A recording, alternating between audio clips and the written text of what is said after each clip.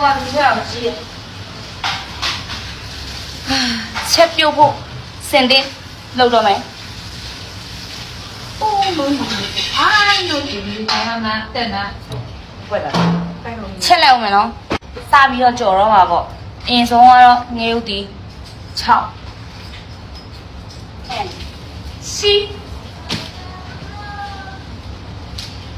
အိုးငါဒီအစိုး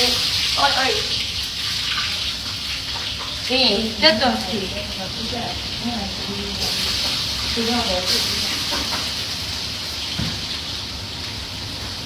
အာပြီးဒီတက်တာဒီခါဒီ